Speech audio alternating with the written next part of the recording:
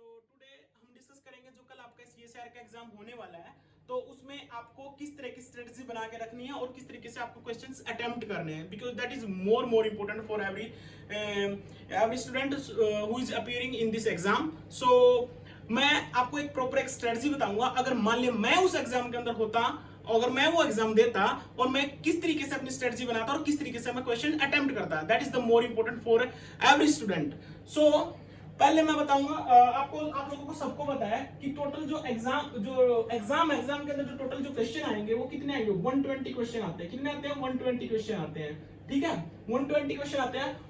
उसके अंदर तीन पार्ट होते हैं, ए पार्ट, बी पार्ट और सी पार्ट. ठीक है, तो ए पार्ट, बी पार्ट और सी पार्ट होता है. ए जो पार्ट होता है इसके अंदर पता है क्या होता है, एप्टीट्यूड आता है. इसके अंदर क्या आता है, एप्टीट्यूड आता है. ठीक है, जो बी पार्ट होता है ये कितने मार्क्स का होता है, 2 marks for each question. Okay, ये 2 marks for each question. Same case in जो बी पार्ट होता है, बी पार्ट के अंदर भी क्या होता है, इसके अंदर 40 क्वेश्चंस होते हैं. 40 क्वेश्चन होते हैं. 40 क्वेश्चन में से आपको 35 क्वेश्चन अटेम्प्ट करने होते हैं. कितने? 35 क्वेश्चन अटेम्प्ट करने होते हैं. इसमें आपके टोटल कितने क्वेश्चन होते हैं, 20 क्वेश्चन होते हैं. और 20 क्वेश्चन में से आपको सिर्फ 15 क्वेश्चन अटेम्प्ट करने होते हैं. कितने? 15 क्वेश्चन अटेम्प्ट करने होते हैं. ठीक है, फिर आपका आता है सी पार्ट. सी पार्ट ये बहुत इंपॉर्टेंट है. ये जो सी पार्ट है ये सबसे इंपॉर्टेंट है. इसके अंदर कितने क्वेश्चन होते हैं, इसके अंदर आपके 60 क्वेश्चन होते हैं बाबू. 60 क्वेश्चन होते हैं. 60 क्वेश्चन में से आपको सिर्फ 25 क्वेश्चन अटेम्प्ट करने होते हैं. कितने? 25 क्वेश्चन. सबसे इंपॉर्टेंट पार्ट सी पार्ट है. अगर जिस बंदे ने अगर 25 क्वेश्चन अटेम्प्ट कर लिए किसके अंदर से, सी पार्ट के अंदर से, और 25 के 25 ठीक है, तो उसका जेआरएफ हो जाएगा. मैं गारंटी देता हूं उसका जेआरएफ हो जाएगा. क्यों? सिर्फ ये 25 नहीं करवाएंगे. अगर वो यहां से 25 क्वेश्चन अटेम्प्ट कर सकता है तो कुछ तो यहां से भी करेगा. अगर यहां से करेगा तो अगर 25 के 25 क्वेश्चन उसमें ठीक है तो उसका जेआरएफ पक्का है.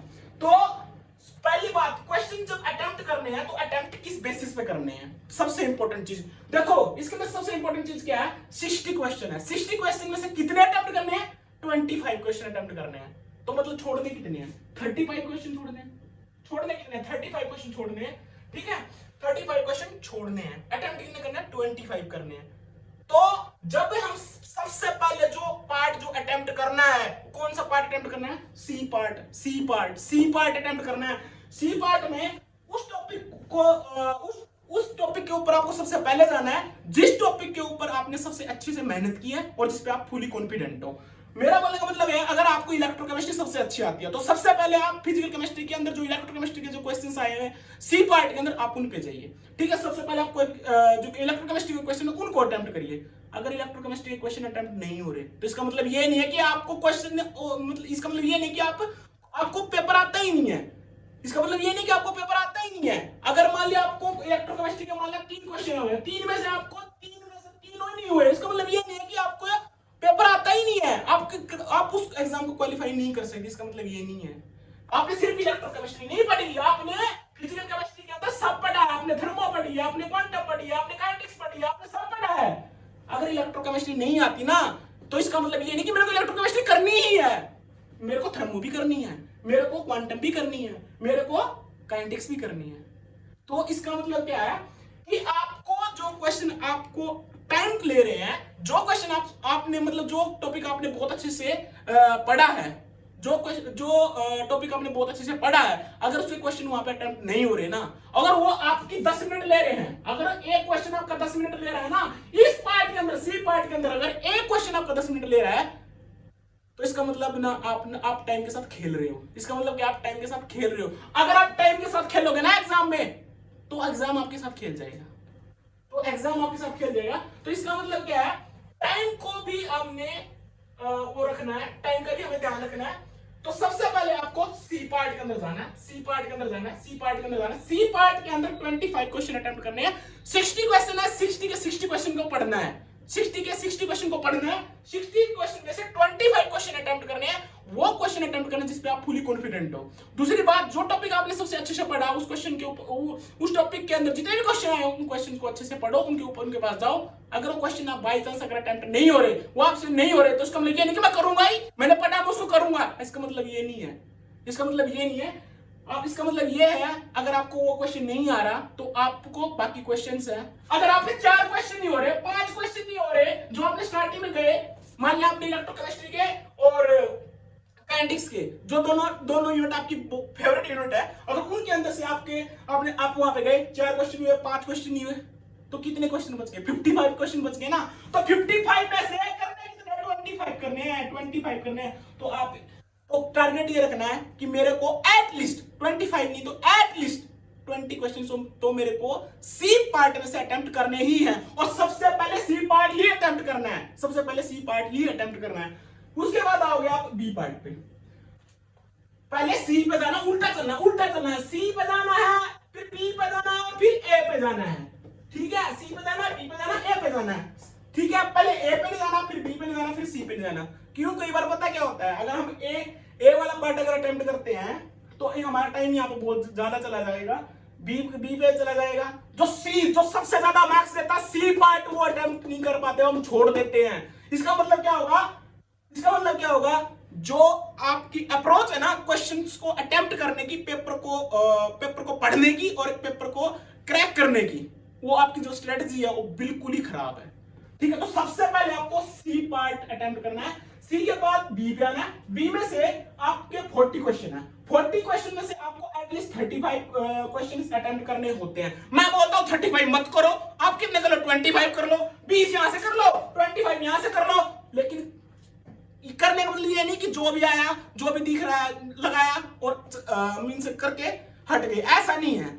क्वेश्चन वही अटेम्प्ट करने हैं जिस पे आप कॉन्फिडेंट हो, क्वेश्चन वही अटेम्प्ट करने जिस पे आप कॉन्फिडेंट हो, जो आपको आता है, क्वेश्चन वही अटेम्प्ट करने हैं। तो अगर मान लिया मैं 20 क्वेश्चन यहां से अटेम्प्ट करता हूं जो बिल्कुल एक्यूरेट होंगे, और 25 क्वेश्चन में यहां से टारगेट लेकर करता हूं कि 20 यहां से करना है, 25 यहां से करने हैं, और 10 क्वेश्चन में यहां से करता हूं, तो भाई आपका एग्जाम इजीली क्वालिफाई हो जाएगा। पहली बात, एग्जाम के अंदर डरना नहीं है, सबसे इंपॉर्टेंट चीज एग्जाम के अंदर डरना नहीं है। कोई चीज अगर नहीं हो रही, कोई चीज नहीं हो रही, तो इसका मतलब ये नहीं कि आपको और कुछ नहीं आता, सिर्फ वही आता था, वही टॉपिक था, वही आप तैयार करके गए थे, उसके क्वेश्चन अटेम्प्ट नहीं हो रहे। अरे भाई और भी तो क्वेश्चन है, उनको भी तो अटेम्प्ट कर सकते हो।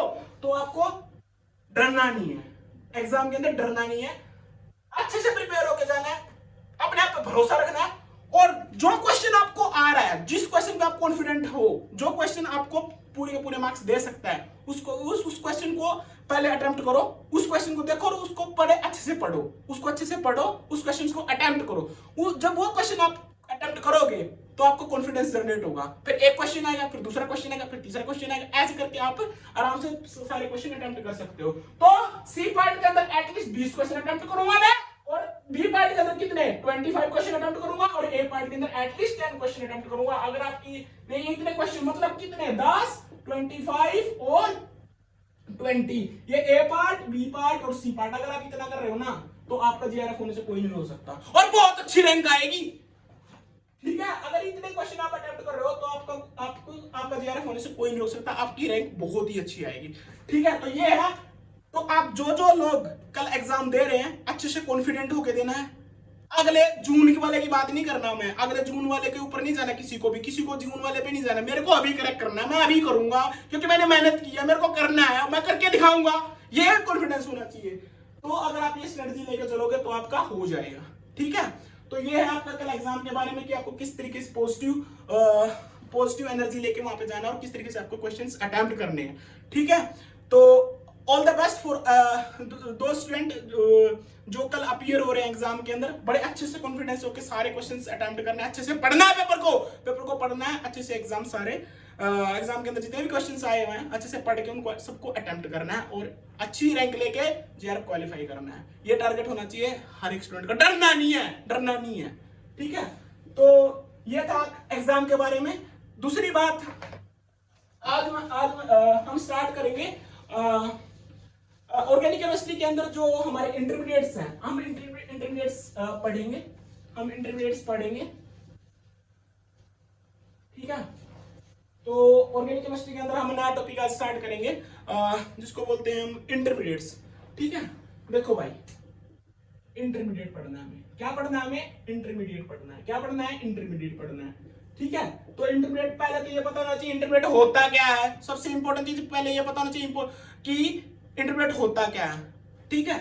तो इंटरमीडिएट के अंदर सबसे इंपॉर्टेंट चीज क्या होता है, ये एक चार्ज स्पीशीज होता है, ये एक चार्ज स्पीशीज भी हो सकता है ये, और न्यूट्रल स्पीशीज भी हो सकता है। ठीक है, न्यूट्रल स्पीशीज हो सकता है, चार्ज स्पीशीज हो सकता है। ये हाईली रिएक्टिव होगा, ये क्या होगा, हाईली रिएक्टिव होगा, हाईली रिएक्टिव होगा। इसकी एनर्जी क्या होगी, सबसे ज्यादा होगी, एनर्जी क्या होगी इसकी, हाई होगी। और स्टेबिलिटी क्या होगी इसकी, स्टेबिलिटी क्या होगी इसकी, स्टेबिलिटी क्या होगी, लेस होगी। ठीक है, तो इंटरमीडिएट होता क्या है, ये एक चार्ज स्पीशीज और न्यूट्रल स्पीशीज, ये एक चार्ज स्पीशीज और न्यूट्रल स्पीशीज कोई भी हो सकता है। हाईली रिएक्टिव होगा, एनर्जी उसकी क्या होगी, हाई होगी, और स्टेबिलिटी क्या होगी उसकी, कम होगी। ठीक है, अब मैं दो तीन चीजें पढ़ूंगा, दो तीन चीजें क्या पढ़ूंगा कि जो इंटरमीडिएट है, ये इंटरमीडिएट कहां बनता है, वेयर इट इज फॉर्म्ड, कहां बनता है और कैसे बनता है, हाउ। ठीक है, दो तीन चीजें हमें पता होनी चाहिए। जो इंटरमीडिएट है वो बनता कहां है और कैसे बनता है। अब जो इंटरमीडिएट वो बनता कहां है, देखो भाई, देखो देखो होता क्या है। देखो जब भी कोई भी रिएक्शन होती है ना, जैसे मान लिया मैं बोलूं कि ए कन्वर्ट हुआ किसके अंदर, सी के अंदर, ए कन्वर्ट हुआ किसके अंदर, सी के अंदर। तो मतलब क्या हुआ है कि पहले ए गया मान लिया बी के अंदर, और फिर बी गया सी के अंदर। ठीक है, अगर रिएक्शन इस तरीके से हो रही है, ठीक है, हमें पता है कि ए है, ए कोई रिएक्टेंट था, ये कन्वर्ट हुआ किसी प्रोडक्ट सी के अंदर। ठीक है, ए कोई रिएक्टेंट था, कन्वर्ट हुआ किसके अंदर, सी के अंदर। तो ए कैसे गया, ए पहले गया बी के अंदर, बी गया फिर सी के अंदर। तो इसका मतलब क्या है, बी कोई अलग चीज है, बी क्या है, एक नई चीज है। ये जो नई चीज है ना बाबू, इसको मैं क्या बोलता हूं, ये हमारी ट्रांजिशन स्टेट भी हो सकती है और हमारा इंटरमीडिएट भी हो सकता है। ये हमारी ट्रांजिशन स्टेट भी हो सकती है और हमारा इंटरमीडिएट भी हो सकता है। ठीक है, लेकिन लेकिन लेकिन जब हमारी मल्टी स्टेप रिएक्शन होगी ना, जब हमारी मल्टी स्टेप रिएक्शन होगी, तो मल्टी स्टेप के अंदर जो ये जो चीज बनती है, इसको मैं क्या बोलता हूं, इंटरमीडिएट बोलता हूं। इसको मैं क्या बोलता हूं, इंटरमीडिएट बोलता हूं। इसको मैं क्या बोलता हूं, इंटरमीडिएट। इंटरमीडिएट क्या होते हैं, इंटरमीडिएट चार्ज स्पीशीज भी हो सकता है, न्यूट्रल स्पीशीज भी हो सकता है, हाईली रिएक्टिव होगा, एनर्जी उसकी हाई होगी, स्टेबिलिटी उसकी क्या होगी, कम होगी। ये बनता कहां है, ये मल्टी स्टेप रिएक्शंस के अंदर बनता है। ये किसके अंदर बनता है, मल्टी स्टेप रिएक्शन के अंदर बनता है। जैसे SN2 रिएक्शन, जैसे SN1 रिएक्शन, जैसे SN1 रिएक्शन, जिसके अंदर क्या बनता है, सबको पता है, जिसके अंदर क्या बनता है, SN1 रिएक्शन के अंदर क्या होता है, SN1 रिएक्शन के अंदर, SN1 रिएक्शन के अंदर होता क्या है, पहले तो ये पता होना चाहिए। देखो पहले ये पता चलेगा कि इंटरमीडिएट होता क्या है। अब ये पढ़ रहे हैं कि ये बनता कहां है, वेयर इट इज फॉर्म, और फिर पढ़ेंगे हम ये कैसे बनता है। देखो जब मैं बात करता हूं वेयर मतलब कहां, ठीक है, तो ये क्या होगा, जब हमारी मल्टी स्टेप रिएक्शन होगी, मल्टी स्टेप रिएक्शन। जैसे मान लिया मैं सिंपल एग्जांपल ले रहा हूं SN1 रिएक्शन का, सबको पता है SN1 रिएक्शन का एक सिंपल सा एग्जांपल लिया, जैसे ये है, जैसे ये है। ठीक है, तो एक पहले किसमें टूटता है, ये कार्बोकेटायन बनाता है, फिर आपका क्या बनाता है, Cl नेगेटिव जनरेट करता है। फिर ये जो टर्सरीब्यूटाइल जो कार्बोकेटायन बना, ये क्या करता है, किसी वाटर या फिर किसी न्यूक्लियोफाइल के साथ रिएक्शन करता है और क्या बनता है, अल्कोहल बनता है। क्या बनता है, अल्कोहल। तो ये रिएक्शन ये क्या होता है, इसका रेट डिटरमिनिंग स्टेप होता है। ये क्या होता है, इसका रेट डिटरमिनिंग स्टेप होता है, जिसके अंदर क्या होता है, कार्बोकेटायन बनता है। जिसके अंदर क्या बनता है, कार्बोकेटायन। ये जो कार्बोकेटायन, इसको मैं क्या बोलता हूं, इंटरमीडिएट बोलता हूं। इसको मैं क्या बोलता हूं, इंटरमीडिएट बोलता हूं। इसको मैं क्या बोलता हूं, इंटरमीडिएट बनता हूं। और इसको मैं क्या बोलता हूं, इंटरमीडिएट बोलता हूं। ये हमारी मल्टी स्टेप रिएक्शन, ये सबसे कॉमन रिएक्शन है, ये सबसे कॉमन रिएक्शन जो हम पढ़ते हैं जनरली। ठीक है, तो ये रिएक्शन बनती कैसे है, ये सबको पता है। ये रिएक्शन किस तरीके से जाती है, इसके अंदर दो ट्रांजिशन स्टेट बनती है। ये हमारा रिएक्टेंट होता है, ये हमारा क्या होता है, प्रोडक्ट होता है। ये एक हमारी ट्रांजिशन स्टेट 1 होती है और ये ट्रांजिशन स्टेट 2 होती है। और यहाँ पे क्या होता है, ये कार्बोकेटायन बनता है। ये यहाँ पे क्या बनता है, कार्बोकेटायन। ये चीजें हमें पता है, ये चीजें हमें पता है। ठीक है, अब पॉइंट ये है कि जो इंटरमीडिएट, पहले पता चल गया कहां बनता है, इंटरमीडिएट बनता है जो हमारी मल्टी स्टेप रिएक्शंस होती हैं उनके अंदर हमारा क्या बनता है, इंटरमीडिएट जनरेट होता है। और वो इंटरमीडिएट कोई भी हो सकता है, वो हमारा कार्बोकेटायन हो सकता है, वो कार्बोन आयन हो सकता है, वो हमारा अराइन सिस्टम हो सकता है, वो हमारा रेडिकल सिस्टम हो सकता है, वो कुछ भी हो सकता है, ठीक है, वो कुछ भी हो सकता है। ठीक है, तो ये है इंटरमीडिएट। पता चल गया इंटरमीडिएट होता क्या है, बनता क्या है। अब पॉइंट है कि ये बनेगा कैसे। अब पॉइंट ये है कि ये बनेगा कैसे। सबसे इंपॉर्टेंट चीज ये है कि ये बनेगा कैसे। देखो इंटरमीडिएट बनता कैसे है, ठीक है, इंटरमीडिएट बनता कैसे, इंटरमीडिएट कैसे बनता है। देखो हमें पता है कि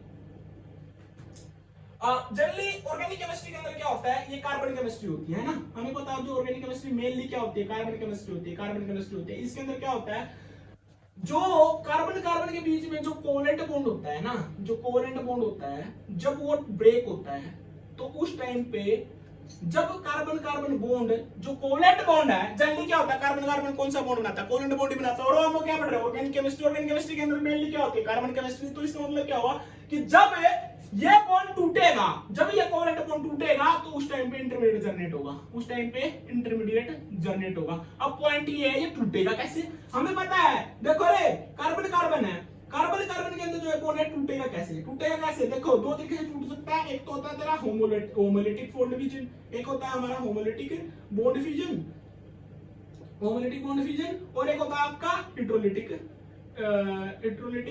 बॉन्ड फिजन, है ना, हेटेरोलिटिक बॉन्ड फिजन।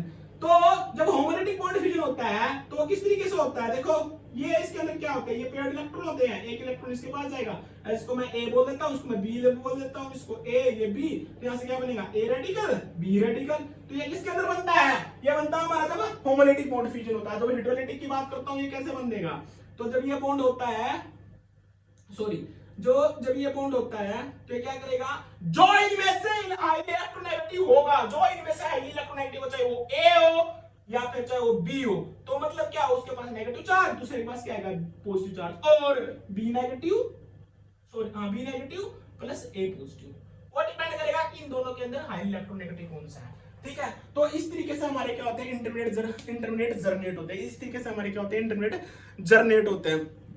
अब ये इस तरीके से हमारे इंटरमीडिएट जर्नेट होते हैं। तो हमें पता चल गया इंटरमीडिएट होता क्या है, हमें पता चल गया बनते कैसे हैं, कैसे बनते हैं, जो हमारी मल्टी स्टेप रिएक्शंस होती हैं उनके अंदर हमारे जनरली इंटरमीडिएट जर्नेट होते हैं। जनरली जैसे मैंने एग्जांपल दिया किसका, एसएन रिएक्शन, जो क्या होती है टू स्टेप रिएक्शन होती है, जिसके अंदर क्या होता है पहले बॉन्ड ब्रेक होता है जिसकी वजह से कार्बोकैटायन जनरेट होता है, और फिर वो कार्बोकैटायन किसी न्यूक्लियोफाइल के साथ रिएक्शन करके हमारे क्या होता है फाइनल प्रोडक्ट बनाता है।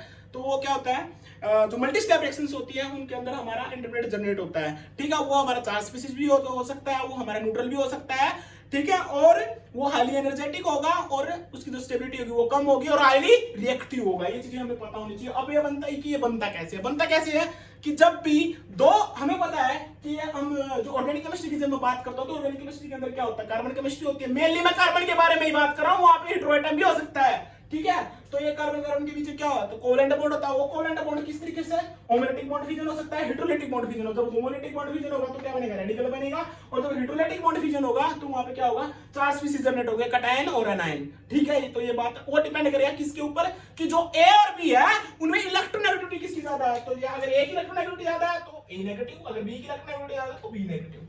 ठीक है, तो ये था हमारा इंटरमीडिएट की भाई बनता कैसे। अब इसके बाद मैं बात करूंगा कार्बोकैटायन की। अब मैं सीधा किस तरह जाऊं, देखो भाई नहीं, इसके बाद पहले हमें ये पता होना चाहिए, ठीक है, कि हमें पढ़ना क्या है। इसके बाद हमें ये पता होना चाहिए कि हमें पढ़ना क्या है। देखो पढ़ना क्या है, हमें पढ़ेंगे जो इंटरमीडिएट जो मेनली पढ़ेंगे, हम पढ़ेंगे पहले कार्बोकैटायन पढ़ेंगे, हम पहले क्या पढ़ेंगे कार्बोकैटायन पढ़ेंगे, क्या पढ़ेंगे कार्बोकैटायन। उसके बाद हम क्या पढ़ेंगे कार्बो एनायन पढ़ेंगे, उसके बाद हम क्या पढ़ेंगे कार्बो एनायन पढ़ेंगे, उसके बाद हम क्या पढ़ेंगे रेडिकल पढ़ेंगे बाबू, उसके बाद हम क्या पढ़ेंगे रेडिकल, उसके बाद क्या पढ़ेंगे हम अराइन सिस्टम पढ़ेंगे, अराइन जिसमें क्या बनता है बेंजाइन वगैरह बनता है जिसके अंदर अराइन सिस्टम ये पढ़ेंगे। ठीक है, और उसके बाद जाके हम जो रीअरेंजमेंट है रीअरेंजमेंट वगैरह वो पढ़ेंगे, और रीअरेंजमेंट हम यहाँ पे भी कवर कर लेंगे, रीअरेंजमेंट हम यहाँ पे भी कवर करेंगे, ये वाला टॉपिक है जो ये वाली चीज है वो हम यहाँ पे भी कवर कर लेंगे। ठीक है, तो ये चीजें हम पढ़ेंगे, तो ये चीजें हम क्या करेंगे पढ़ेंगे। ठीक है, तो ये चीजें हम क्या करेंगे पढ़ेंगे। ठीक है, तो ये चीजें हम पढ़ेंगे। ठीक है, तो सबसे पहले मैं पढ़ूंगा कार्बोकैटायन, सबसे पहले मैं क्या पढ़ूंगा कार्बोकैटायन पढ़ूंगा। तो सबसे पहले मैं क्या पढ़ूंगा कार्बोकैटायन। देखो भाई जो कार्बोकैटायन होता है, ध्यान से देखो भाई, जो कार्बोकैटायन होता है, कार्बोकैटायन का मतलब क्या है कि कार्बन, कैटायन का मतलब क्या पॉजिटिव चार्ज है ना, तो मतलब कार्बन के ऊपर पॉजिटिव चार्ज। ठीक है, तो जो कार्बोकैटायन ना वो होता क्या है, ये क्या होता है, एक पॉजिटिवली चार्ज स्पीशीज होता है बाबू। ये क्या होता है, पॉजिटिव चार्ज स्पीशीज होता है। ये क्या होता है, पॉजिटिव चार्ज स्पीशीज होता है। और ये क्या होता है, सेक्सटेट होता है। ये क्या होता है, सेक्सटेट होता है। सेक्सटेट मतलब इसके पास 6 इलेक्ट्रॉन होते हैं। हमें पता है कितने इलेक्ट्रॉन होने चाहिए, 8 इलेक्ट्रॉन होने चाहिए स्टेप बनाने के लिए। इसके पास कितने हैं, 6 इलेक्ट्रॉन है। अगर 6 इलेक्ट्रॉन है तो इसको मतलब किसकी तरह बिहेव करेगा, इलेक्ट्रोफाइल की तरह बिहेव करेगा। किसकी तरह बिहेव करेगा, इलेक्ट्रोफाइल की तरह बिहेव करेगा। ठीक है, अभी आ जाए इलेक्ट्रोफाइल। और मैं इसको बोल सकता हूं कि इलेक्ट्रोफाइल की तरह ये बिहेव करेगा। और दूसरी बात, इसके जो ज्योमेट्री होती है वो कौन सी ज्योमेट्री होती है, इसकी प्लेनर ज्योमेट्री होती है। प्लेनर ज्योमेट्री होती है। कौन सी ज्योमेट्री होती है, एक एक चीज बताऊंगा। प्लेनर ज्योमेट्री होती है। दूसरा, प्लेनर ज्योमेट्री है तो इसका मतलब कौन सी हाइब्रिडाइजेशन होगी, इसके अंदर sp2 हाइब्रिडाइजेशन होगी। कौन सी हाइब्रिडाइजेशन होगी, sp2 हाइब्रिडाइजेशन होगी। अब ये है कि जो कार्बोकैटायन है, हमें पता चलेगा पॉजिटिव चार्ज स्पीशीज होता है। ठीक है, सेक्सटेट होता है, 6 इलेक्ट्रॉन होते हैं इसके अंदर। इलेक्ट्रोफाइल जनरेट जो 6 इलेक्ट्रॉन होने की वजह से इसको अपना ऑक्टेट पूरा करना है, तो इसलिए कितने, इसके पास क्या होता है, वैकेंट p ऑर्बिटल होता है। कौन सा ऑर्बिटल होता है, वैकेंट p ऑर्बिटल होता है। इसके पास कौन सा ऑर्बिटल होता है, वैकेंट p ऑर्बिटल होता है। इलेक्ट्रोफाइल की तरह बिहेव करेगा। प्लेनर ज्योमेट्री होगी, sp2 हाइब्रिडाइजेशन होगी। अब पॉइंट ये तो था भाई कि कार्बोकैटायन होता क्या है। ठीक है, अब मैं बताऊंगा। और दूसरी बात, ये क्या होता है, हाईली रिएक्टिव होता है। हाईली रिएक्टिव होता है। ठीक है, हाई एनर्जी होती है, हाई एनर्जेटिक होता है। और लास्ट इंपॉर्टेंट पॉइंट, ल्यूमो जो होता है ना, जो लोएस्ट ल्यूमो होता है, जो ल्यूमो होता है वो क्या होता है, वैकेंट p ऑर्बिटल होता है। वैकेंट p ऑर्बिटल होता है। ठीक है, मतलब क्या, अगर कार्बोकैटायन के अंदर कार्बन को जो भी चीज इलेक्ट्रॉन डोनेट करेगी वो किसके अंदर करेगी, वैकेंट p ऑर्बिटल के अंदर इलेक्ट्रॉन डोनेट करेगी। वो एंटी बॉन्डिंग के अंदर नहीं जाएंगे, वो कहां जाएंगे, वैकेंट p ऑर्बिटल के अंदर जाएंगे। कहां जाएंगे, वैकेंट p ऑर्बिटल के अंदर जाएंगे। इसका मतलब क्या है, इसका मतलब ये है, देखो रे, सिग्मा पाई, तो यहाँ पे क्या आएगा तेरा p ऑर्बिटल, यहाँ पे n ये p ऑर्बिटल, और यहाँ पे आएगा आपका पाई स्टार, और यहाँ पे क्या होगा, सिग्मा स्टार। तो मतलब क्या, ये जो p ऑर्बिटल है ये किसका होगा, कार्बोकैटायन का होगा। ये किसका होगा, कार्बोकैटायन का होगा। ठीक है, तो इस तरीके से बॉन्डिंग होगी। ये क्या होगा, आपका ल्यूमो होगा। ये क्या होगा, आपका ल्यूमो होगा। तो हमें पता चलेगा क्या होता है कार्बोकैटायन, एक पॉजिटिव चार्ज स्पीशीज होती है जिसके पास कितने इलेक्ट्रॉन होते हैं, 6 इलेक्ट्रॉन होते हैं। जिसको इसलिए मैं क्या बोलते हैं, इनको सेक्सटेट बोल देता हूं। इलेक्ट्रोफिलिक जनरली ये क्या होते हैं, इलेक्ट्रोफाइल की तरह बिहेव करते हैं। इलेक्ट्रोफाइल की तरह बिहेव इसलिए करते हैं क्योंकि इसके पास क्या होता है, इनको इलेक्ट्रॉन चाहिए होते हैं। ठीक है, तो जो इलेक्ट्रॉन आएंगे किसके अंदर आएंगे, वैकेंट p ऑर्बिटल के अंदर इलेक्ट्रॉन आते हैं। ठीक है, मतलब क्या होगा, जो ल्यूमो होगा वो क्या होगा, इनका वैकेंट p ऑर्बिटल होगा। ठीक है, प्लेनर ज्योमेट्री होती है, sp2 हाइब्रिडाइजेशन होगी, हाईली रिएक्टिव होंगे और हाईली एनर्जेटिक होंगे। ठीक है, तो ये चीज आपको पता चलेगी कि दूसरी बात, क्या जो कार्बोकैटायन है, फिर मैं इसके बारे में बात करूंगा, कार्बोकैटायन के बारे में बात करूंगा। तो कार्बोकैटायन के अंदर देखो, इसकी ज्योमेट्री के बारे में थोड़ा सा पढ़ते हैं। ज्योमेट्री, कार्बोकैटायन की ज्योमेट्री के बारे में पढ़ेंगे थोड़ा सा, ज्योमेट्री के बारे में देख लेते हैं। तो ज्योमेट्री के अंदर क्या पढ़ेंगे, देखो ज्योमेट्री, देखो बनता कैसे है। पहली बात, ये बनता कैसे है, ये पढ़ेंगे बनता कैसे है। देखो बनता कैसे है, ये जो कार्बन है देखो, R1 R2 R3, और ये आपका X। ठीक है, तो होगा क्या, पहले क्या होगा, ये माइनस का X निकलता है। ठीक है, और ये क्या बनता है, R1 R2 और तेरा R3। ठीक है, इस पे आएगा पॉजिटिव चार्ज, और ये आपका जो ऑर्बिटल होता है, जो मैंने बोला, ये कौन सा ऑर्बिटल होता है, ये वैकेंट p ऑर्बिटल होता है। ये कौन सा होता है, वैकेंट p ऑर्बिटल होता है। ये कौन सा ऑर्बिटल होता है, ये वैकेंट p ऑर्बिटल होता है। देखो इसके बाद जो हाइब्रिडेशन होती है वो कौन सी होती है, sp3 हाइब्रिडेशन होती है। मतलब क्या है इसका, sp3 हाइब्रिडेशन होने की वजह से sp3 हाइब्रिडेशन क्या होता है, टेट्राहेड्रल होता है। ये क्या होता है, टेट्राहेड्रल ज्योमेट्री होती है इसकी। ठीक है, लेकिन अगर मैं इसकी बात करूं तो यहाँ पे sp3 से किसमें आया, sp2 में आया। sp3 से sp2 में आया। तो मतलब क्या हुआ, मतलब ये हुआ, लोग मैं तुम्हें बोल रहा हूं कि इसके अंदर वैकेंट p ऑर्बिटल, देखो यहाँ पे कितने थे, 3 p ऑर्बिटल थे, यहाँ पे कितने हैं, 2 p ऑर्बिटल है ना। तो मतलब क्या हुआ, वैकेंट क्या हुआ, p ऑर्बिटल हुआ। तो वैकेंट p ऑर्बिटल हुआ, तो मैं इसको ये क्यों नहीं बोल रहा कि sp3 वैकेंट ऑर्बिटल है, या फिर sp2 वैकेंट ऑर्बिटल है, या फिर sp वैकेंट ऑर्बिटल है। अरे बाबू, तो मैं इसको लेकिन मैं क्या बोल रहा हूँ, सिर्फ p ऑर्बिटल वैकेंट है। तो मैं इसको s ऑर्बिटल वैकेंट क्यों नहीं बोल रहा, मैं इसको s वैकेंट ऑर्बिटल क्यों नहीं बोल रहा, एस वैकेंट ऑर्बिटल क्यों नहीं बोल रहा, एस और वैकेंट ऑर्बिटल क्यों नहीं बोल रहा, मतलब मैं इसकी p3 कॉन्फ़िगरेशन p3 जो हाइब्रिडेशन वो क्यों नहीं ले रहा, मैं इसको एस वैकेंट ऑर्बिटल क्यों नहीं बोल रहा, मैं इसको p3 हाइब्रिडेशन क्यों नहीं ले रहा, ये ऐसा इसलिए देखो क्यों, क्योंकि जो इलेक्ट्रोनेगेटिविटी ऑर्डर होता है हमें पता है परसेंटेज ऑफ एस कैरेक्टर क्या होता है, percentage of S character is directly proportional to किसका, इलेक्ट्रोनेगेटिविटी का। और इलेक्ट्रोनेगेटिविटी है देखो एक चीज तो हमें पता है, ये इलेक्ट्रोनेगेटिविटी एक तो ऑर्डर है, मैं हिप्टोरेट बात ये लिख लो वो ये होता है, ये ऑर्डर होता है भाई, ये किसका, इलेक्ट्रोनेगेटिविटी का ऑर्डर होता है। लेकिन मैं इनके बारे में नहीं बात कर रहा, मैं बात कर रहा हूं हाइब्रिडेशन के बारे में। मैं किसके बारे में बात कर रहा हूं, हाइब्रिडेशन, जिसकी वजह से इसको प्लेनर ज्योमेट्री मिली है, जिसमें इसकी हाइब्रिडेशन क्या है, sp2 है, मैं उसके बारे में बात कर रहा हूं। मैं ये बोल रहा हूं कि भाई जब मेरा sp3 से जब sp2 के अंदर गया तो मैंने वैकेंट p ऑर्बिटल बोला, मैंने क्या बोला, वैकेंट p ऑर्बिटल बोला, मैंने वैकेंट s ऑर्बिटल क्यों नहीं बोला, मैंने वैकेंट s ऑर्बिटल क्यों नहीं बोला। देखो जैसे जैसे इलेक्ट्रोनेगेटिविटी बढ़ती है, परसेंटेज ऑफ सॉरी जो इलेक्ट्रोनेगेटिविटी होती है वो क्या होता है, परसेंटेज ऑफ एस कैरेक्टर होता है, वो डायरेक्टली प्रोपोर्शनल होता है किसकी, इलेक्ट्रोनेगेटिविटी के।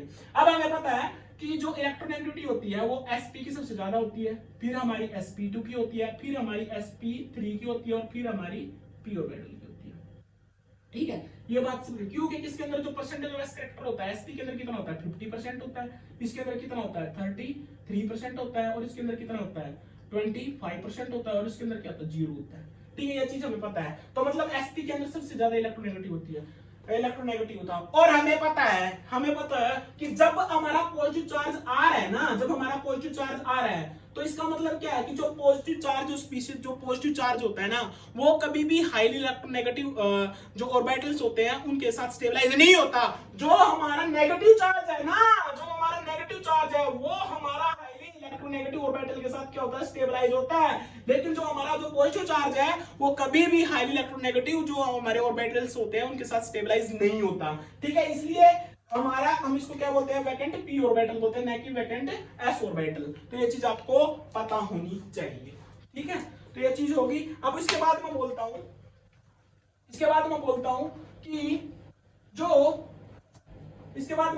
कि जो कार्बोकैटायन होते हैं, ठीक है, अब इसके बाद मैं बोलता हूं कि जो कार्बोकैटायन होते हैं वो उनके टाइप क्या। देखो मैंने कार्बोकैटायन को दो पार्ट में डिवाइड किया।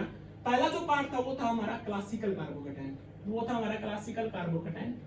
ठीक है, पहला था हमारा क्लासिकल कार्बोकैटायन, दूसरा था हमारा नॉन क्लासिकल कार्बोकैटायन, और दूसरा था हमारा नॉन क्लासिकल कार्बोकैटायन। तो जो क्लासिकल कार्बोकैटायन है उसके अंदर कौन कौन से आते हैं, जैसे हमारा आएगा एल्काइल कार्बोकैटायन, जिसके जैसे मैं बोलता हूं ये टेट्राब्यूटाइल कार्बोकैटायन। ठीक है, दूसरा आएगा हमारा बेंजाइलिक कार्बोकैटायन,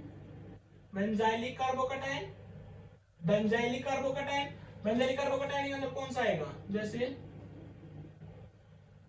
ये वाला बेंजाइलिक कार्बोकैटायन, जो कैसे स्टेबलाइज होता है, रेजोनेंस के साथ। ये किसके साथ स्टेबलाइज होता है, हाइपर कंजुगेशन के साथ। ये किसके साथ स्टेबलाइज होता है, हाइपर कंजुगेशन के साथ स्टेबलाइज होता है। ठीक है, 3 इसके 3 मिथाइल है तो 3 हाइड्रोजन इसके, 3 हाइड्रोजन इसके, टोटल कितने हैं, 9 हाइड्रोजन। तो इसके अंदर ये किसके साथ स्टेबलाइज होता है, हाइपर कंजुगेशन के साथ। ये किसके साथ, रेजोनेंस के साथ स्टेबलाइज होता है, बेंजाइलिक कार्बोकैटायन। इसके बाद आता है थर्ड हमारा एलाइलिक कार्बोकैटायन, एलाइलिक भी किसके साथ स्टेबलाइज होता है, दिस वन। ये किसके साथ स्टेबलाइज होता है, ये भी रेजोनेंस के साथ स्टेबलाइज होता है। इसके बाद आता है हमारा एलाइलिक कार्बोकैटायन, बेंजाइलिक कार्बोकैटायन। इसके बाद आता होता है हमारा बेंट ऑर्बिटल, जिसको बेंट ऑर्बिटल के अंदर क्या आता है, बेंट ऑर्बिटल बाद में। इससे पहले है हमारा एरोमेटिक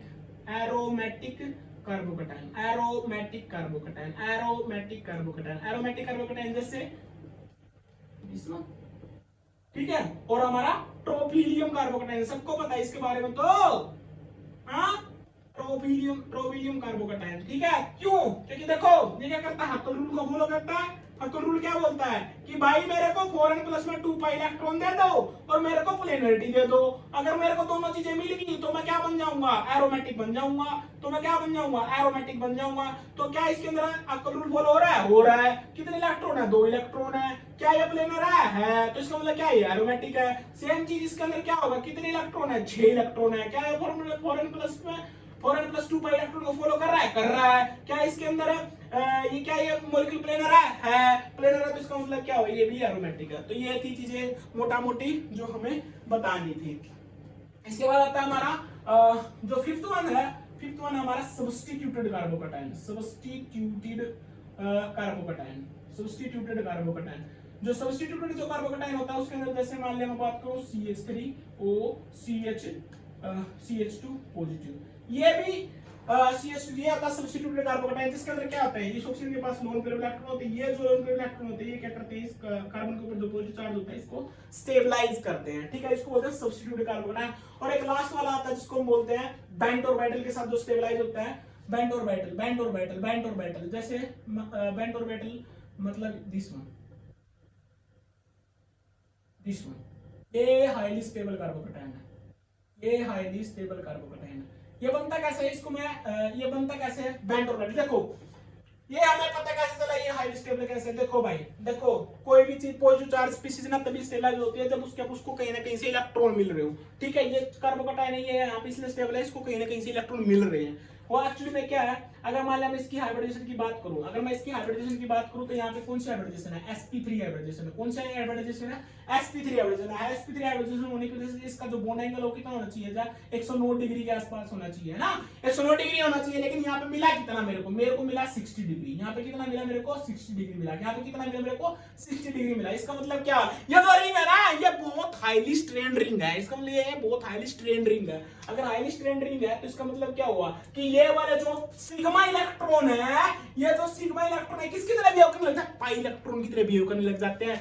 क्यों और क्यों करेंगे, क्योंकि ये जो बॉन्डिंग इलेक्ट्रॉन है, ये वाले जो बॉन्डिंग इलेक्ट्रॉन है और ये वाला जो बॉन्डिंग इलेक्ट्रॉन है, सेम चीज ये वाला जो बॉन्डिंग इलेक्ट्रॉन है, ये वाला जो बॉन्डिंग इलेक्ट्रॉन है, ये वाला जो बॉन्डिंग इलेक्ट्रॉन है, सिमिलरली ये वाला जो बॉन्डिंग इलेक्ट्रॉन है, ये क्या करेंगे, इसको इलेक्ट्रॉन देना स्टार्ट कर देंगे, जिसकी वजह से क्या होगा, ये स्टेबलाइज होगा। इसको मैं क्या बोलता हूं, बेंट ऑर्बिटल के साथ जो स्टेबलाइज, इसको मैं डांसिंग रेजोनेंस, डांसिंग रेजोनेंस भी बोलते हैं। इसको मैं क्या बोलता हूं, डांसिंग रेजोनेंस भी बोलता हूं। जो कैसे जनरेट होता है, जब जो हमारे बॉन्डिंग इलेक्ट्रॉन है और जो बॉन्डिंग इलेक्ट्रॉन है उनके बीच में क्या होना, रिपल्सन होना स्टार्ट हो जाता है, जिसकी वजह से क्या होता है, ये स्टेबलाइज होता है। तो ये थे हमारे क्लासिकल कार्बोकैटायन, ये थे हमारे क्लासिकल कार्बोकैटायन।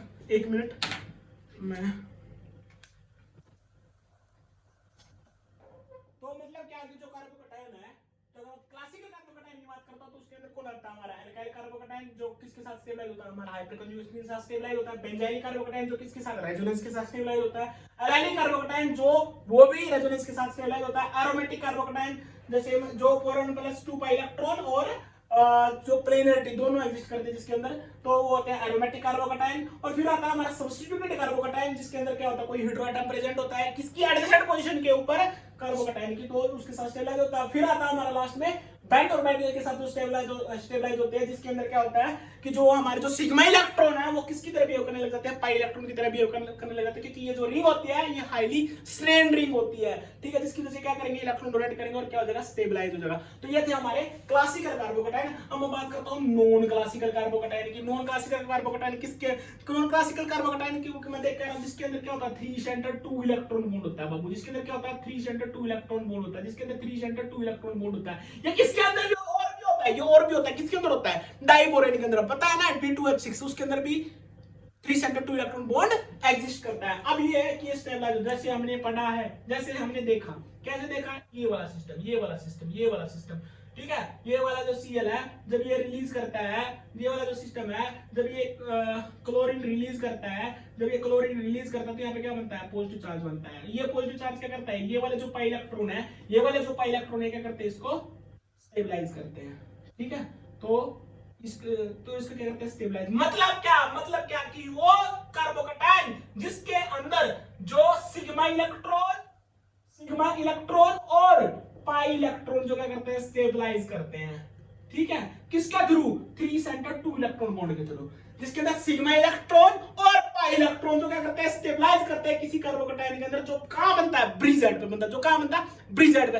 और दूसरी बात, जो ब्रिज हेड होती है, जो ब्रिज हेड पोजीशन होती है, उसके ऊपर जो इंटरमीडिएट जो कार्बोकैटायन बनता है, उसकी जो हाइब्रिडाइजेशन होती है वो sp2 नहीं होती। क्यों?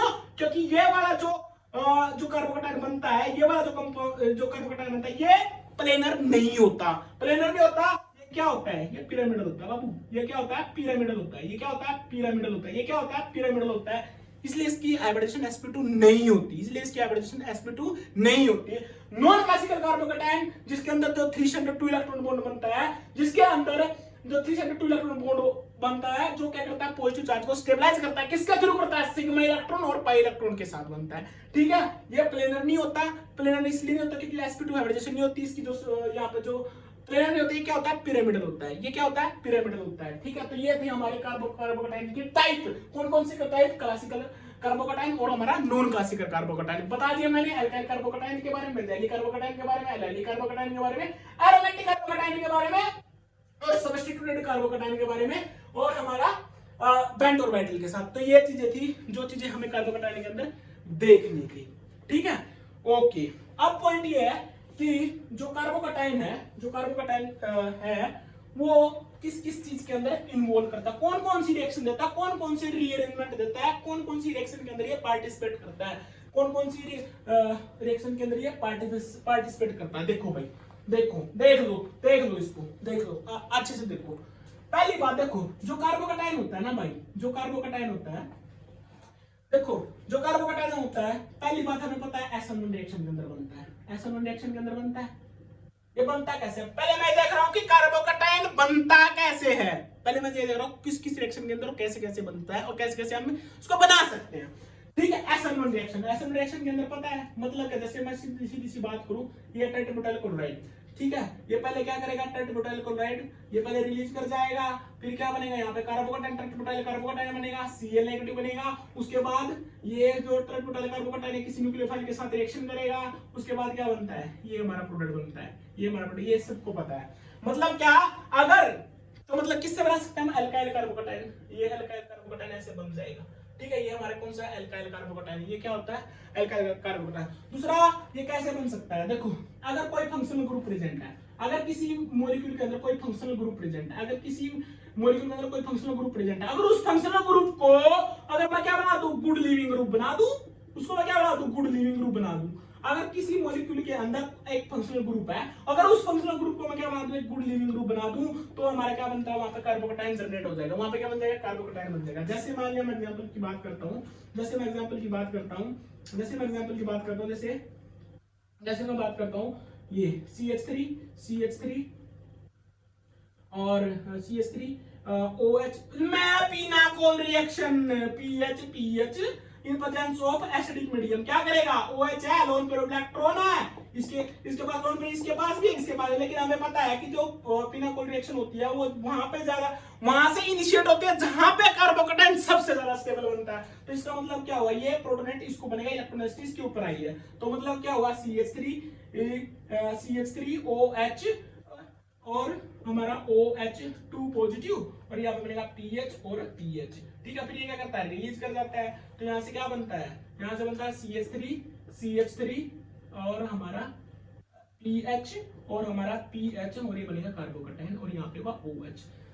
ठीक है, और ये रिएक्शन आगे भी चलती है। इसके बाद ये मिथाइल का माइग्रेशन होता है, उस मिथाइल का माइग्रेशन यहाँ पे पिनाकोलोन जनरेट होता है। वो चीजें हम बाद में डिस्कस करेंगे जब हम पिनाकोलोन रीअरेंजमेंट पढ़ेंगे। अभी हम मैं क्या बता रहा हूँ कि ये मतलब बताना क्या चाह रहा हूँ, बताना ये चाह रहा हूँ कि अगर मान लिया किसी भी मॉलिक्यूल के अंदर कोई फंक्शनल ग्रुप प्रेजेंट है, अगर मैं उस फंक्शनल ग्रुप को एक अच्छा लिविंग ग्रुप बना दूं, मतलब क्या था, पहले OH था, OH को मैंने क्या बना दिया, वाटर में कन्वर्ट कर दिया, OH2 पॉजिटिव, बहुत अच्छा लिविंग ग्रुप बन गया, निकल गया, कार्बोकैटायन जनरेट होगा। तो मैं क्या कर सकता हूँ, ऐसे कार्बोकैटायन जनरेट कर सकता हूँ। तो ये पहली कंडीशन जिसके अंदर SN1 रिएक्शन होती है। SN1 रिएक्शन के अंदर आपको सबको पता है ये डिटरमिनिंग स्टेप होता है। डिटरमिनिंग स्टेप के अंदर क्या बनता है, पहले लिविंग ग्रुप रिलीज करता है जिसके अंदर ऑलरेडी लिविंग ग्रुप प्रेजेंट होता है। ठीक है, वो क्या करता है, रिलीज कर देता है, रिलीज करने के बाद क्या होता है, कार्बोकैटायन बनता है, और कार्बोकैटायन किसी न्यूक्लियोफाइल के साथ रिएक्शन करता है, और फिर क्या बनता है, हमारा फाइनल प्रोडक्ट बनता है। ठीक है, तो ये है हमारी कि कैसे बनता है। ये था पहला, ये था दूसरा। अब मैं तीसरी बात करूंगा, देखो तीसरी एक रिएक्शन है जो हम पहले से पढ़ते आ रहे हैं। एक रिएक्शन तीसरी में कैसे बना दो फ्रीडल क्राफ्ट जो किस में अंदर जो एरोमेटिक जो कंपाउंड होते हैं जैसे AlCl3 के अंदर जो मैं रिएक्शन कराता हूँ फ्रीडल क्राफ्ट एल्काइलेशन रिएक्शन और हमारी एसाइलेशन रिएक्शन। ठीक है जितनी भी इलेक्ट्रोफिलिक सब्स्टिट्यूशन रिएक्शन होती है इलेक्ट्रोफिलिक सब्स्टिट्यूशन रिएक्शन होती है और इलेक्ट्रोफिलिक एडिशन रिएक्शन होती है, जो भी इलेक्ट्रोफिलिक सब्स्टिट्यूशन रिएक्शन और इलेक्ट्रोफिलिक एडिशन रिएक्शन उनके अंदर क्या बनता है कार्बोकेटाइन बनता है। जैसे ये बेंजीन है बेंजीन के अंदर मैं क्या डालूं CH3COCl एसिटाइल क्लोराइड डाला in presence of AlCl3 heat कर दिया क्या बना फ्रीडल क्राफ्ट एसाइलेशन रिएक्शन होगी COCH3 बन गया, क्या बन गया कीटोन बन गया। ये थी हमारी इलेक्ट्रोफिलिक सब्स्टिट्यूशन रिएक्शन। ये कौन सी थी हमारी इलेक्ट्रोफिलिक सब्स्टिट्यूशन रिएक्शन। ये क्या थी हमारी इलेक्ट्रोफिलिक सब्स्टिट्यूशन है। इसके बाद बात करते हैं electrophilic addition reaction. Electrophilic addition जैसे एल्कीन था, ये क्या था एल्कीन था CH2, इसमें अंदर मैंने क्या डाला H पॉजिटिव डाला HCl डाला मान लिया तो क्या बना CH3 CH और हमारा CH3 पॉजिटिव ये बन गया। ठीक है मतलब क्या एल्कीन से और एल्काइन से मैं ऐसे भी बना सकता हूं, मैं इनसे भी बना सकता हूं जब मैं रिएक्शन करूंगा किसके अंदर एसिडिक मीडियम के अंदर। जब मैं रिएक्शन करूंगा एसिडिक मीडियम के अंदर तो इलेक्ट्रोफिलिक सब्स्टिट्यूशन रिएक्शन जिसके अरे इलेक्ट्रोफिलिक सब्स्टिट्यूशन रिएक्शन होगी ना जब ये बनेगा यहाँ पे जब ये बनता है तो यहाँ पे क्या बनता है ये पॉजिटिव चार्ज जनरेट होता है बाबू और यहाँ पे क्या होता है ये CH3 और यहाँ पे कौन बैठा होता है हाइड्रोजन। अब इसको एरोमेटिसिटी भी तो गेन करनी है। अब जब इसको एरोमेटिसिटी गेन करनी है तो क्या करेगा H- का पॉजिटिव रिलीज कर देगा और वापस क्या बन जाएगा एरोमेटिसिटी गेन कर लेगा COCH3 ये कंपाउंड बनेगा। तो इलेक्ट्रोफिलिक सब्स्टिट्यूशन रिएक्शन और एडिशन रिएक्शन जब एल्कीन और एल्काइन के साथ करते हैं प्रेजेंस ऑफ एसिडिक मीडियम तो क्या बनता है हमारा कार्बोकेटाइन जनरेट होता है। इलेक्ट्रोफिलिक सब्स्टिट्यूशन रिएक्शन जिसमें हमारे जो एरोमेटिक कंपाउंड है इंडोल हाइड्रोसाइक्लिक कंपाउंड और हमारे जो बेंजीन है या फिर फ्यूज्ड एरोमेटिक रिंग सिस्टम है जब वो इलेक्ट्रोफिलिक सब्स्टिट्यूशन रिएक्शन देगा तो उस टाइम पे भी हमारा क्या होगा कार्बोकेटाइन जनरेट होता है। तो ये चीजें हमें पता चलेगी। ठीक है दूसरा ये था तीसरा। अब इसके बाद देंगे फोर्थ के अंदर क्या हुआ देखो फोर्थ के अंदर क्या हुआ जब हमारा लिविंग ग्रुप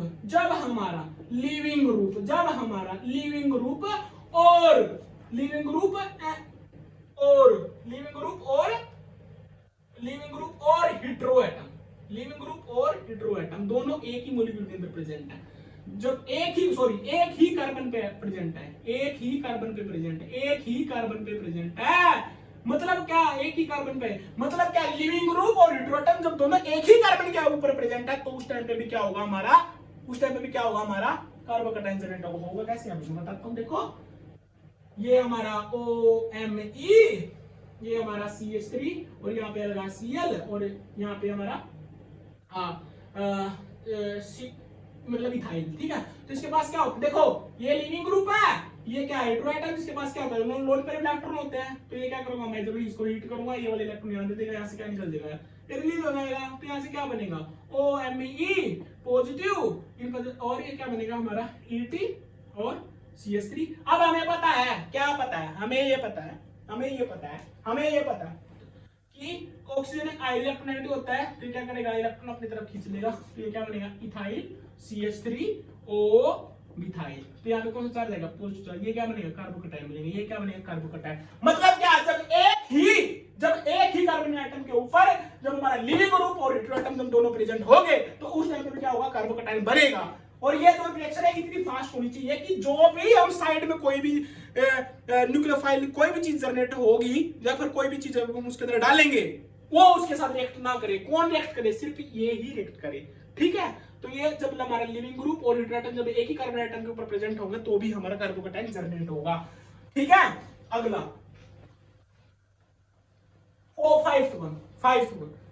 फिफ्थ वन के अंदर देखो क्या हुआ। फिफ्थ वन के अंदर जब हमारा कार्बन एटम के ऊपर कोई डबल बॉन्डेड हेटेरोएटम प्रेजेंट हो जब हमारा कार्बन एटम के डबल बॉन्ड के जो कार्बन एटम है उसके डबल बॉन्ड पे कोई हेटेरोएटम प्रेजेंट मतलब कोई इस टाइप का सिस्टम हो और ये जो X है ये X क्या हो सकता है नाइट्रोजन हो सकता है ऑक्सीजन हो सकता है सल्फर हो सकता है ये कोई भी हो सकता है। ये जो हमारे इलेक्ट्रॉन होते हैं ना कोई मैं सबसे कॉमन चीज पढ़ूं, जो कॉमन चीज जैसे हमें पता है तो कार्बोनिल, जब मैं इसको एसिडिक मीडियम में डालूंगा तो क्या बनाएगा, double bond O H positive. क्यों, ऑक्सीजन के पास क्या होते हैं, लोन पेयर इलेक्ट्रॉन होते हैं। ये क्या करेगा, लोन पेयर इलेक्ट्रॉन इसको दे देगा, यहाँ से क्या बनेगा, पॉजिटिव चार्ज जनरेट होगा, ये वाला इलेक्ट्रॉन अपनी तरफ खींच लेगा, तो यहाँ से क्या बनेगा, OH पॉजिटिव चार्ज। ठीक है, तो ये क्या बनेगा, कार्बोकैटायन बनेगा।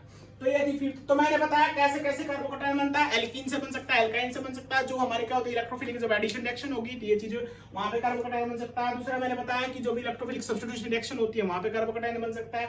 तीसरी बात है, जब एक ही कार्बन आइटम के ऊपर जब हमारा लिविंग ग्रुप और हेटेरोएटम जब प्रेजेंट होगा तो भी हमारा कार्बोकैटायन बन सकता है। फिर तो मैंने बताया कि जब कार्बन आइटम जिसके डबल बॉन्डेड जो कार्बन आइटम है उसके साथ जब कोई भी हेटेरोएटम चाहे नाइट्रोजन हो चाहे ऑक्सीजन हो चाहे सल्फर हो, क्योंकि इनके पास इलेक्ट्रॉन होता है, जब भी किसी भी एसिडिक मीडियम के अंदर आएगा तो क्या करेगा, प्रोटोनेट करेगा, प्रोटोनेट करके क्या कर लेगा, कार्बोकैटायन जनरेट करेगा। ये एग्जांपल ये आपका बेयर विलेजर में भी होता है, ये बेयर विलेजर ऑक्सीडेशन बड़ी है ना उसके अंदर होता है, ये Baeyer Villiger oxidation, Baeyer Villiger oxidation ये उसके अंदर भी होता है। और ये हमारा बेयर विलेजर ऑक्सीडेशन है उसके अंदर ये होता है, उसके अंदर ये कार्बोकैटायन बनता है बाबू, ये कार्बोकैटायन उसके अंदर बनता ही है। ठीक है, तो ये चीज हम डिटेल में पढ़ेंगे, आगे जाके पढ़ेंगे। तो ये पता चल गया कि जो कार्बोकैटायन वो बनता कैसे। अब मैं बात करूंगा कि ये किस किस रिएक्शन के अंदर इन्वॉल्व होता है, किस किस रिएक्शन के अंदर इन्वॉल्व होता है। फिर हम क्या करेंगे, एक एक रिएक्शन को पार्टिकुलरली पढ़ेंगे और एक एक रिएक्शन को हम पार्टिकुलरली पढ़ेंगे। तो हम उन रिएक्शंस के बारे में डिस्कस करूंगा जिनके अंदर कार्बोकैटायन बनता है, क्योंकि जो क्वेश्चन पूछा जाता है वो उन्हीं में से पूछा जाता है, जो रीअरेंजमेंट जो रिएक्शंस होती है उनके अंदर से क्वेश्चन पूछा जाता है। देखो अमाउंट रिएक्शंस के बारे में बोलूंगा, पहली रिएक्शन देखो, पहली रिएक्शन देखो। और एक बात और, कार्बोकैटायन और किसके अंदर, इवन एलिमिनेशन रिएक्शन है उसके अंदर भी बनता है, इवन जो एलिमिनेशन रिएक्शन होती है उसके अंदर भी कार्बोकैटायन बनता है। SN1 के अंदर बनता है, E1 के अंदर बनता है। ठीक है, कार्बोकैटायन। अब मैं बात करूंगा कि किस किस जो रिएक्शंस हैं उन रिएक्शंस के अंदर जो कार्बोकैटायन बनता है और उनकी फिर क्या होती है, रीअरेंजमेंट होती है, वो चीजें हम पढ़ेंगे। तो पहले मैं बताऊंगा कि कौन सी रिएक्शन जिसके अंदर यूज होता है। पहले बात करूंगा मैं पिनाकोल रिएक्शन, पिनाकोल और सेमी पिनाकोल रिएक्शन। ठीक है, पिनाकोल और सेमी पिनाकोल रिएक्शन हमें पता है। पिनाकोल के अंदर क्या होता है, जैसे ये वाला सिस्टम होता है, अभी बताया OH वाला होता है, ये हमारा OH होता है, ये वाला सिस्टम होता है। जब मैं इसके अंदर H पॉजिटिव डालता हूँ, तो क्या बनता है, डबल बॉन्ड O, ये कुछ इस तरह का प्रोडक्ट बनता है, ये चीज हमें पता है। सेमी पिनाकोल के अंदर क्या होता है, सेमी पिनाकोल के अंदर क्या होता है, ये है हमारे अलग होता है, मतलब इसके अंदर OH, यहाँ पे क्या होता है, मैं किसी भी ग्रुप को कोई ग्रुप था, कोई हेटेरोएटम था, कोई फंक्शनल ग्रुप था, उस फंक्शनल ग्रुप को मैं क्या बना लेता हूँ, एक अच्छा लिविंग ग्रुप बना लेता हूँ। जैसे यहाँ पे NH2 था, जब मैं इसके अंदर क्या डालूंगा, NaNO2 HCl डालूंगा तो ये क्या बना लेगा, ये बना लेगा आपका N2 पॉजिटिव Cl नेगेटिव, ये बना लेगा N2 positive Cl negative, N2 positive Cl negative. तो यहाँ पे कौन बैठेगा, OH बनाएगा, तो यहाँ से क्या करेगा, ये कार्बोकैटायन जनरेट करेगा, मिथाइल मैग्नेट हो जाएगा।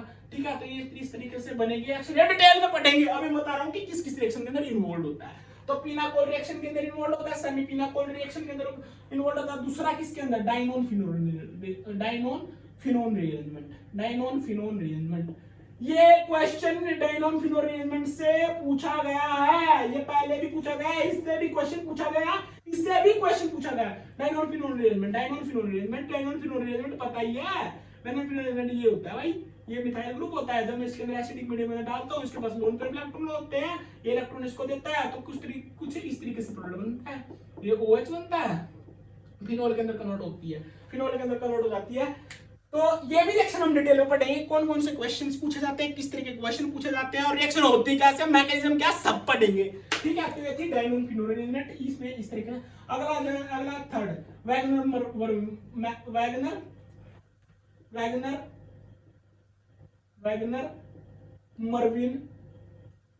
Mervyn rearrangement. ठीक है, वैगनर मर्विन रीअरेंजमेंट जिसके अंदर क्या होता है, हेटेरोसिलिब्रेट वाले ग्रुप होता है, यहाँ पे आयोडाइड होता है। जब मैं इसके अंदर क्या डालता हूँ, सिल्वर का साइड डालता हूँ, AgNO3 डालता हूँ, तो क्या डालता है, ये कार्बोकैटायन जनरेट करता है, क्या करता है कार्बोकैटायन, फिर ये क्या करता है, मिथाइल ग्रुप यहाँ पे शिफ्ट हो जाता है और यहाँ से जो प्रोडक्ट बनता है वो तेरा इस तरीके का प्रोडक्ट बनता है, यहाँ पे कार्बोकैटायन बनता है।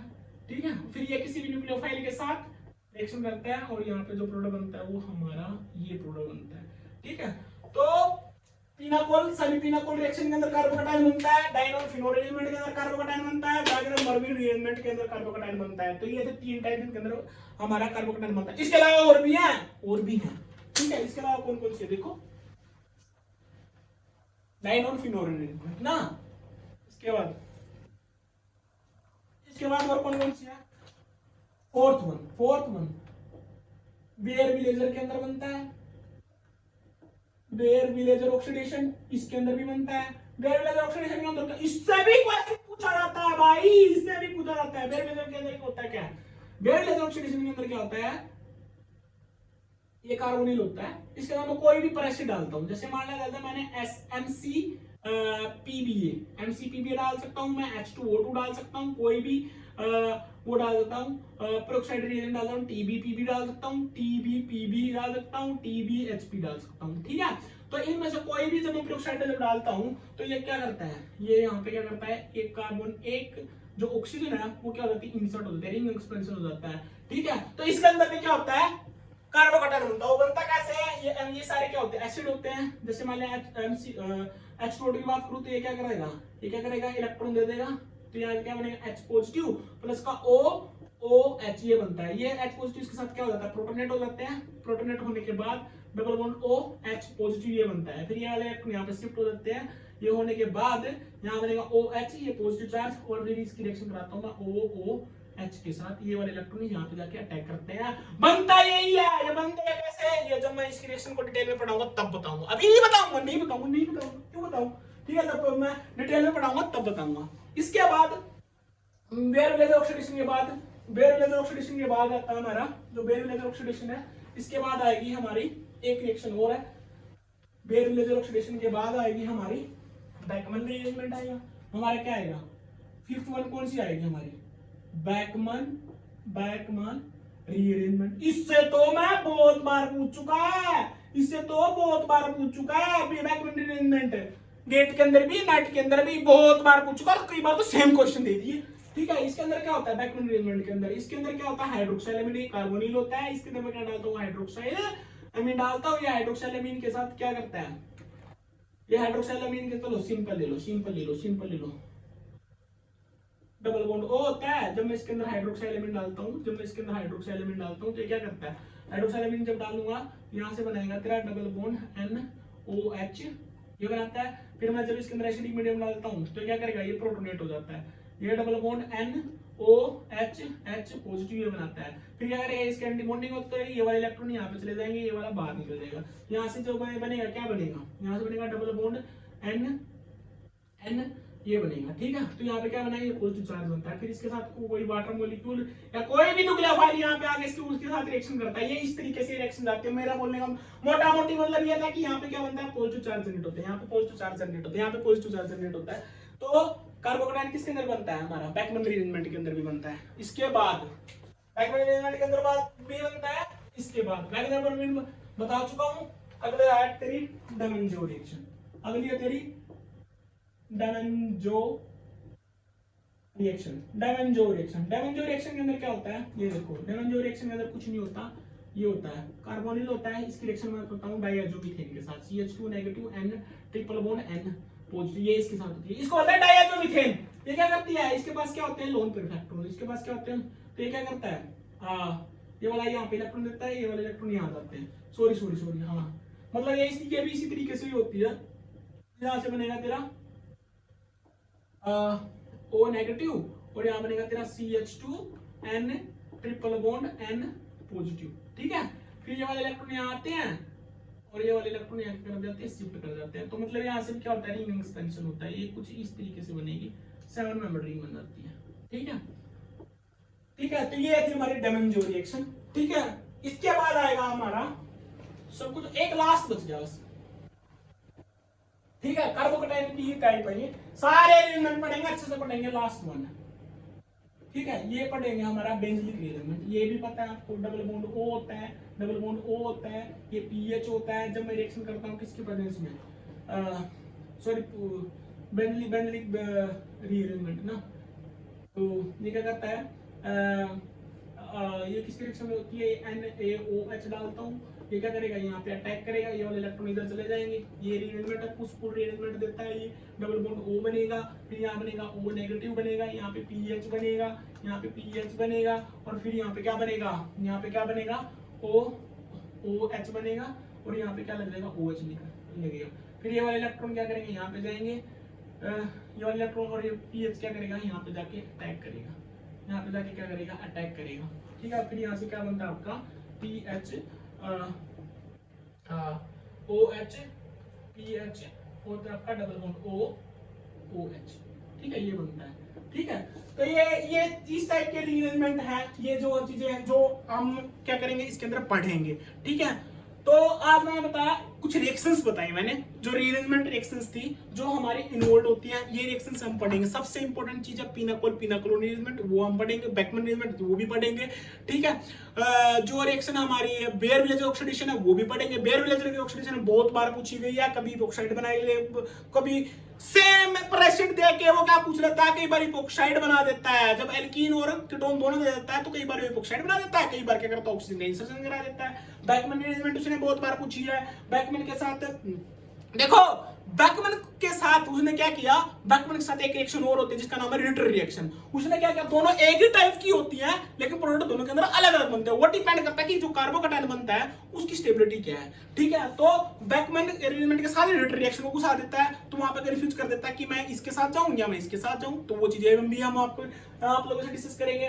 फिर मैंने बताया डेमेंजो रिएक्शन के बारे में आपको पता है, ठीक है। उसके बाद मैंने बताया बेंजलिक रीअरेंजमेंट, इसके बारे में भी आपको हम अच्छे से डिस्कस करेंगे। डायनोन फिनोल रीअरेंजमेंट वो तो हम पढ़ेंगे। डायनोन फिनोल रीअरेंजमेंट बहुत बार पूछा गया है, सबसे इजी है, ठीक है। तो ये सारी चीजें वैगनर मर्विन रीअरेंजमेंट के बारे में मैंने डिस्कस किया, तो ये सारी चीजें हम डिस्कस करेंगे आराम आराम से। तो आज ये जो क्लास थी ये थी हमारी कार्बोकैटायन से रिलेटेड। कार्बोकैटायन अभी कंप्लीट नहीं हुआ है, अभी कार्बोकैटायन से रिलेटेड बहुत सारी रीअरेंजमेंट पूछी गई है। जो रीअरेंजमेंट है वहीं से क्वेश्चन आता है, नेट में पूछ लो, गेट में पूछ लो, क्वेश्चन उधर से ही पूछता और कहीं से नहीं पूछता।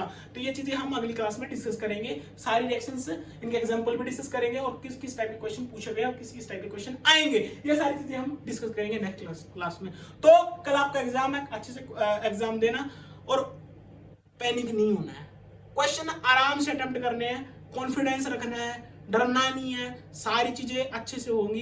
क्वेश्चन को पढ़ना है, सबसे इंपॉर्टेंट चीज क्वेश्चन को अच्छे से पढ़ना है। क्वेश्चन अच्छे से पढ़ोगे तो क्वेश्चन, अगर क्वेश्चन को अच्छे से नहीं पढ़ोगे तो सब प्रॉब्लम आएगी। तो सबसे पहले क्वेश्चन को पढ़ो, समझो क्या पूछा गया है, सबसे इंपॉर्टेंट चीज है। कई बार तो यही नहीं पता चलता पूछा क्या है, ये चीज आपको पहले फाइंड आउट करना है। दूसरी बात, एक क्वेश्चन को कम से कम बता रहा हूं 3 से 4 मिनट दो, इससे ज्यादा मिनट टाइम मत दो। अगर इससे ज्यादा टाइम जा रहा है तो आप क्वेश्चन के साथ नहीं खेल रहे, क्वेश्चन आपके साथ खेल रहा है, ठीक है। तो आई होप कि कल आपका एग्जाम अच्छा होगा और आप अच्छे से अटेम्प्ट करोगे। All the best.